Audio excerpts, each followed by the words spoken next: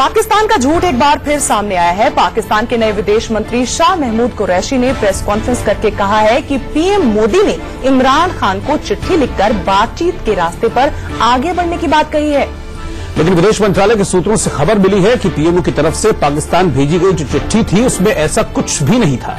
विदेश मंत्रालय के सूत्र कहते हैं कि पीएम मोदी ने इमरान खान को लिखी चिट्ठी में सिर्फ प्रधानमंत्री बनने की बधाई दी थी और इस चिट्ठी में बातचीत का कोई भी प्रस्ताव भारत की ओर से नहीं रखा गया था। पाकिस्तान की पैंतरेबाजी कैसे सामने आई है अब वो हम आपको बताते हैं। दरअसल पाकिस्तान के नए विदेश मंत्री शाह महमूद कुरैशी एक प्रेस कॉन्फ्रेंस कर रहे थे।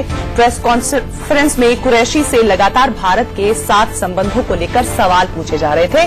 तभी पाकिस्तान की विदेश सचिव ने कुरैशी के कान में कुछ कहा, जिसके बाद कुरैशी ने यह दावा किया कि पाकिस्तान के प्रधानमंत्री को पीएम मोदी ने चिट्ठी लिखकर बातचीत का प्रस्ताव रखा है।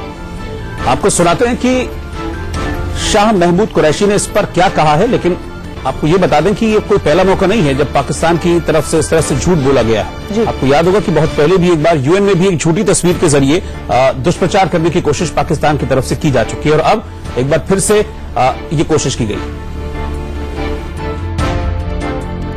प्लीज अभी फॉरेन सेक्रेटरी साहिबा ने मुतल्लिक़ किया है कि हिंदुस्तान के वजीर आजम का कल खत आया है, जिस खत में उन्होंने इमरान खान साहब को मुबारकबाद पेश की है और उन्होंने जो मैं बात कर रहा था उन्होंने गुफ्त शुनीद के रास्ते का आगाज का पैगाम दिया है। That's a very positive. तो आपने पाकिस्तान का झूठ देखा, अब आपको सुनाते हैं शाह महमूद कुरैशी का वो बयान जिसे सुनकर आप कहेंगे कि सरहद पार सरकार बदल गई है, लेकिन सोच नहीं बदली। पाकिस्तान ने एक बार फिर कश्मीर राग छेड़ा है। कुरैशी ने एक बार फिर कश्मीर को दोनों देशों के बीच विवादित मुद्दा बताया।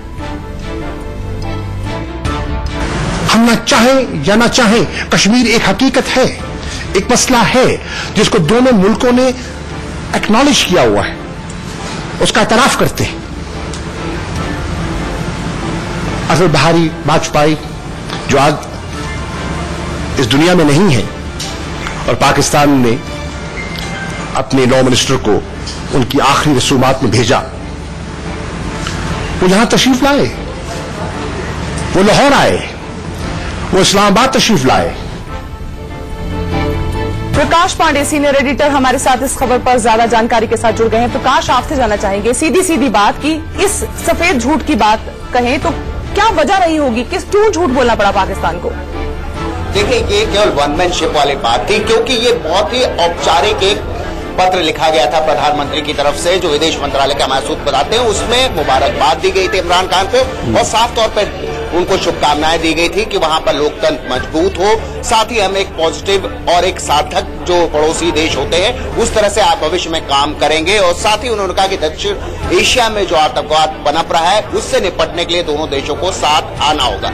अब पाकिस्तान को वन मैन शिप करनी थी, इसलिए कुरैशी साहब ने उस चीज को जो है दूसरे तरीके से, मनगढ़ंत तरीके से जो है इंटरनेशनल मीडिया पे चुकी चीजें आनी थी, उन्होंने इस चीज को दिखाया। इसके पीछे हमें इसलिए जाना होगा क्योंकि पीटीआई इमरान खान को जब तय हो गया था कि वो प्रधानमंत्री बनने वाले हैं तो उन्होंने जो है बैक चैनल के थ्रू कोशिश की थी कि जिस तरह 2014 में प्रधानमंत्री मोदी जब शपथ ले रहे थे, पूरे 60 देशों के लोग आए थे, तो ऐसे में जो है 60 देशों के राष्ट्राध्यक्ष वहां पहुंचे, जिसको बहुत पॉजिटिव तरीके से यहां नहीं लिया गया था। तो कहीं ना कहीं उस बात की भी जो है खुन्नस थी। तो जैसे ही पहला मौका मिला पाकिस्तान ने अपना रंग दिखा दिया। आपने देखा किस तरह से वो कश्मीर का मुद्दा लेकर आए, किस तरह से उन्होंने साथ में ये भी धमकी दे दी कि दोनों जो देश हैं एटॉमिक पावर वाले देश हैं, तो उन्होंने पूरी तरह से अपने तरीके से, मनगढ़ंत तरीके से इस चीजों को उठाया, क्योंकि कश्मीर एक ऐसा मुद्दा है जिसको लेकर पाकिस्तान हमेशा, चाहे यूएन हो चाहे अन्य अंतर्राष्ट्रीय मंच हो, वहां पर जाता रहा है। तो उसको पाकिस्तान ने ये साफ कर दिया कि सरकार भले ही बदल गई है लेकिन पाकिस्तान की नीयत नहीं बदली है